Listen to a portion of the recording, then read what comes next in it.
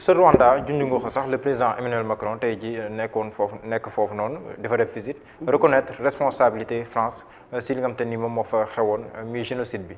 loolu tamit jamono di dox ba France reconnaître loolu ndax mun nañ wax ne méritu Rwanda la si jéego yi mu def waaye tam méritu ko jiite la aussi di Paul Kagame. méritu ko jiite la nag parce que ko jiite nag ba mu jëlee pouvoir dafa daal di première des choses dafa dindi France ni France dootuñu suñu làkk officiel suñu làkk officiel ki ñi Rwanda la seen làkk ak anglais waaw terewul Macron nga fa dem di yagar yi di ko seeti waaw xam nga nit fu laa jaay Dakar mbaa ma ñam jeexal ko nit da ngay am fulla nit da ngay am fayda nit da ngay fonk sa bopp gis nga Kagame mu jóge ci mu ni bëggatuma benn Rwandais di sol fëgg jaay tubaab bi bu ñu amee seeni sagar nañ ko téye seen dëkk nañu jël suñu ay tailleur ak suñu usine ñu teg ko fii ñuy defar la ñuy soldi di ko ñëw Sénégal a gën a mën loolu Rwanda ndax Sénégal ñëpp xam nañ ñu ci mën a ñaw ak mën a defar ay yére ana suñu usine de textile ma nga nee tëdd wax kenn waxu ci dara kon loolu beneen la ñu jóge ci mu ni bëggatuma benn oto bu xant bu fi dugg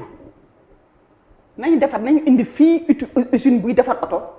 nit ñi liggéey ci ñu am oto fonctionnaire bu soxla oto ñu lebal la dara ci koy yu bees nga am ñu jóge ci loolu mu ne bëggatuma fi mbalit bëggatuma fi plastique Kagame dafa am ay jéego yu mu teg ci dëkkam ñi nag dama bëgg Rwandais taxaw fa am fulla am fayda fonk boppam créer ay université créer ay kuréelu jàngukaay bi nag dama ni sax Rwanda gi africain boo xam ne bi yaa ngi yore passeport africain boo ñëwee Rwanda rek soxlawuloo visa da ngay dugg na tubaab yi rek temps yi rek la fa jóge woon kon dara sottiwul ba baax lépp 100% amul parce que suñu borom rek mu am loolu mais nag defar sa réew ba nit ñi gis ko mu set wecc xam nga président de la def demoon na fi Kagame ñëw ne dafa toppandoo Kagame nañu bale réew mi xoolal Sénégal ndëkk bi ni mu mel xam nga tamit waaye loolu laa lay wax waaw dama naan kon ñi mën a ngonk amuñu mbaam ndax nag boo xoolee Sénégal liggéey yéeg wax ju bara jeeg dafa doy waar mais je dois dire que France dafa weesu sax mu taxaw a reconnaître responsabilité am ci crise Rwanda bi ndax nag dañ fa def jëf yu ñaaw moo tax gis nga français yi ku defee ne sa mbokk lañu wala sax lañu du ñu mbokk seen intérêt ka leen tax jóg intérêt ndekk ko tax dem Rwanda di wax ndax Kagame fi mu Macron fi mu ne dañ ko ërtal dëkkam fi mu ne nii mi ngi nekkal fa lu dul créer confusion ak gut ay issues feneen parce que français yi dañ ko ërtal donc fu ne mu dem fa di cëppi di wax te am na lu mu wax ca dëkkam na ko régler mais nag fayda ak fulla Kagame ak fayda ak fulla Rwanda yi moo tax ba mu mën fa dem jonkon sukk ci suuf balu te gis nga nag loolu France amel na ko ñëpp amel na ko tous les peuples gis nga amoon na temps fii durant la colonisation dañ daan jël africaine yi yóbbu leen France créer ay jours. pourtant Macron même balaa muy falu sax parce que ñu ngi fàttaliku. Algérie aussi reconnaître woon na que li fa xewoon. crime contre l'humanité la même bu nekkee après nag évolué na di wax crime contre l'humanité yu koy wëral. yu moo ko recruter ñu koy wëral di ko jéem a raxasal gannaaw may mënu ko satal de ndax moom tamit il a des casseroles hein parce que bu CEDEAO taxawee créer seen xaalis ni dañu am suñu xaalis éco. mu ni lay jóge fële taxaw ànd ak Alassane Ouattara Macky Sall yëgul tinul sax ni léegi xaalis boobu école tudd teg na ko ci suuf de xam nga nit ñi dañu war am fayda ak fulla waaw ba xale bii Macron mii bañ ñu jaax France bu dul pays africain yi du France Afrique du CFA du dem fenn économie du tekki dara moo tax ñu xar seen tànk tubéy ci suñu xaalis bi toog ci góor ci waaw. voilà am na tam beneen point ñu daanalee foofu la lutte contre l'homosexualité wala le combat pour la criminalisation de l'homosexualité au Sénégal gis na ne bi fi amee benn mouvement benn rassemblement au niveau de la place de la Nation les homosexuels nekk France dañoo génn bind sax le ministre de l'Intérieur français ngir ñenn personnalité sénégalaise yi bañ dafa àgg parce que dañoo jàpp ne ñooñu ay homophobe lañ ak yooyu nan nga jàngatee situation boobu. kooku wax ju yàqu la nañ tey seen dëkk te ñu toog tam seen dëkk bàyyi nag suñu dëkk waaw xam nga loolu yëpp lu ko mën a waral parce que dañu amul rétroactivité c'est-à-dire que xam nga nu ñu koy waxee sax bu ñu yee nañu tëj ay frontières mais ñun ñu tëj suñu frontière. réciprocité waaw parce que loolu ñun nous sommes un état souverain sénégalais yi ñoo ko moom sénégalais yi ñooy tëral seen réew nu ñu ko bëggee mu dox ko kooku moom dafa nekk loo xam ne lii c'est non négociable waaw te nag lii xew seeni réew ñu bëgg ko mondialiser parce que léegi loolu la mondialisation la waaw parce que boo xoolee Obama mi doon wax di coow mais Obama bi mu doon njëkk a def présidentielle bi ñu ko waxee ni ko affaire de homosexualité dafa ni non man mariage ci diggante góor a jigéen laa ko dëgg mais bu seen ay lobby jàppee def leen pression ndax xaalis ak politique ba ñu ëlbatiku nangu ko seen réew nangu ko ba mu ëpp loxo ñu nag léegi na àddina bi mel noonu mais nii ñu nangu loolu un état souverain dafay taxawee souveraineté un peuple souverain dafay taxawee souveraineté nii laa bëgg sama réew waaw ay Sénégal ay français mais position président Macky Sall tamit am na ñu ne. man waxuma xam nga yow yaa wax waxu président Macky Sall ci loolu. mais position am na ñu ko tontu waaye man yow yaa wax waxu. position am yow rassuré na la. yow yaa wax waxu président Macky Sall waaye man président Macky Sall su lu mu wax dama rassuré parce que dama ko gis mu wax waxet ba tay waaw wax waxet te vaar yaa ngi fi nag waaw kon nag man waxuma président Macky Sall dama rassuré foofu laa ko jàpp waaw mais daal. le Sénégal est un peuple souverain ñun ñoo moom suñu réew ñoo moom suñu dëkk benn état wala benn peuple mënul jóge bitim réew ñëw di ñu wax ni li ngeen war a def. ECO bi une solution pour se débarrasser du CFA wala ECO pour yow CFA la. ECO Macron CFA la ECO Macron ay CFA la CFA.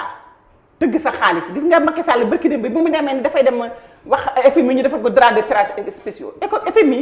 mooy benn institution ci àddina boo xam ne nañ ko am nga droit tëgg xaalis est-ce que xaalis bi FMI di tëgg dafa ne rek euro laa koy booleel daf ko tëgg lëkkali ko juróomi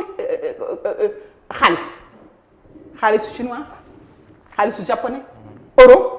xaalisu américain dégg nga ak cinquième bi fan la Angleterre dégg nga pound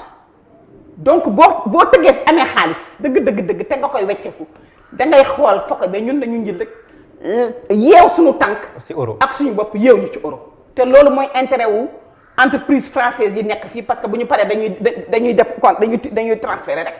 mooy intérêt wu ñuy sàcc xaalis ci réew mi di ko nëbb di ko yóbbu ci banque européenne yi te du am traçabilité parce que ak tamit mais moo ñuy gaañ parce que mooy gaañ suñu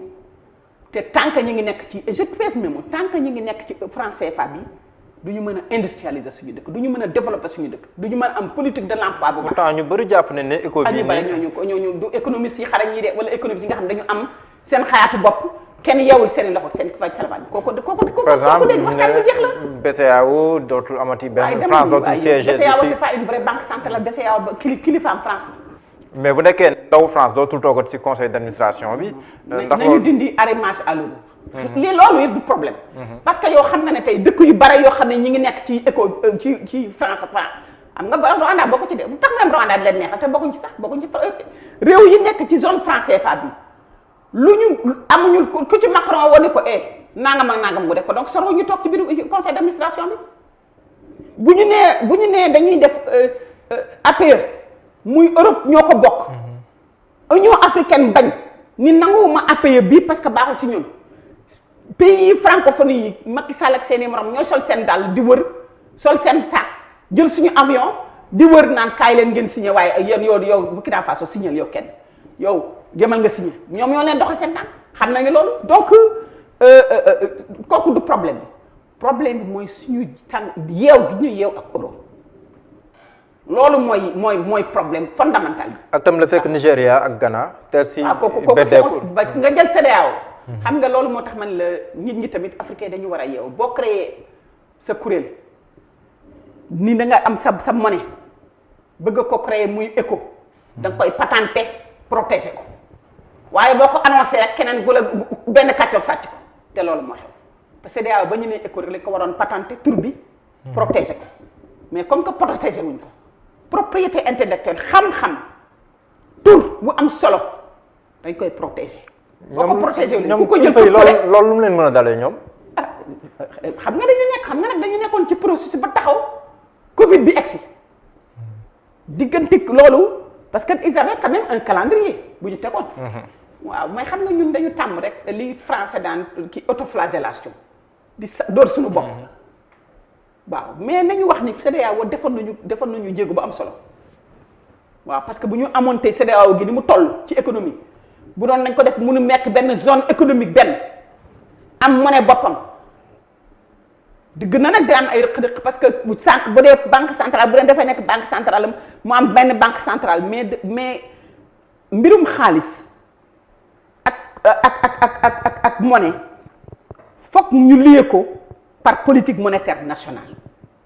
loolu moo tax ñun ñooñu bokk ci économie suñu ni Sénégal dafa war a tëgg xaalisam. xaalisu boppam bien sûr mais y a pays bëgg xam nga balaa may dee ñu fekk picc lakk bopp ñuy comparé ak suñu bopp naan waa Guinée am na xaalisu boppam. lu tax te bu doon da seet yeneen dëkk yi wala Gambie am na xaalisu boppam. doo xam ñoo xam ne dañu am seen xaalisu bopp te développé mbaa nga ni ma dëkk bii développé na te amul xaalisu bopp amul benn dëkk ci àddina bi bu mën a développé te amuloo sa xaalis bopp loolu mooy wax ji. mais loolu est-ce que du safaanoog fi ñu bëgg a dem. fi ñu bëgg a dem mooy mu nekk ñu nekk ay citoyens de la communauté de la CEDEAO. mais bien sûr UEMOA d'abord UEMOA d'abord CEDEAO ensuite mooy CEDEAO. parce que c'est un marché économique bu yaatu. ak ZLECAf bi nga xam te ni aussi commencé nañ kii est-ce que nekkul loolu kii. mais bu dee loolu mënul am. mbar na am étape yuy mën a jëm ci loolu yaa ngi may dégg. voilà loolu la ZLECAf bi aussi. nee am na ay borom xam yu ne beneen façon wu APE la rek. ci naka. maanaam ZLECAf bi ni ñu ko tëggee dafa ZLECAf bi ni ñu ko tëggee jàng naa ko mais ni ñu ko tëggee dafa kooku beneen waxtaan la. mais dafa am ay tënk yu bare yu ci nekk yoo xam ni du ñu permettre dégg nga ñu am suñu indépendance suñu autonomie économique. et monétaire surtout mais surtout sur suñu commerce ak suñu jaayante suñu jëndante parce que xam nga booy. finalement lépp am problème daal fu mu toll nii lépp amul problème solution am na nag solution yu bari am na lépp amul problème déedéet. mais je veux dire liñ fi teg neel tànn solution yoon yu baax yi dafa am mais yoon yu baax am na ndax quand même am na dëkk africain am na dëkk yoo xam ne ñu ngi dox de waaw. kon ñu lan moo ñu tënk Sénégal. lan la ñuy tënk li ñu tënk kañ xam nga no wax nañ ko lu bare li ñu tënk kañ moom prise de leadership am na fi bu rëy. corruption d'état am na fi bu rëy waaw parce que nag bu dee da ngay yore économie dëkk te di woo ay doxandéem rek te bàyyi ñi fa nekk sa secteur privé national ñu sonn lool loof te jàppal xoolal américain barki dem bi jógee ci Covid bi dañu daal di tëgg xaalis bu bees pompé ko ci seen économie jox ménage yi jox entreprise yi bañ ñu daanu mais yow da ngay bàyyi say entreprise ñu daanu ce secteur privé national sénégalais yi am entreprise nga bàyyi leen ñu daanu ngay jàppale ay doxandéem xam nga kooku tamit c'est une corruption d'état ci quelque économique d'état. soxna Yacine amoon naa mbégte lool dalal la ma baal la nga tàggatoo ñu doon teewul. di la gërëm di la sant ci invitation bi. di nuyu encore une fois waa Sénégal. di ñaan yàlla nañu yàlla may jàmm ak salaam. te yàlla nañu yàlla may réew mi jëm kanam. ba suñu doom yi am liggéey te li fi amoon encore une fois yàlla bu mu fi amati. amiin maa ngi leen di gërëm di leen sant jërëjëf. jërëjëf soxna Yacine Fall amoon naa mbégte lool dalal la leader mouvement def li la war bokk tamit ci mouvement M2D pour la défense de la démocratie sénégalaise nekk tamit économiste amoon nañ mbégte lool dalal la may sant bu baax ak gërëm aussi Bima Couture xam naa ne sax affiche bi dina affiché à l'antenne ngeen baal ba ci répétition bi ma sant ak gërëm Omar Sam mi jàppoon ci liggéey bi ba mu yem ba dig leen daje incha allah altine ak beneen jotaay tolluwaay mais wooy leen ak ñun suñuy programme day wooy incha allah ngeen jëf ba beneen yoon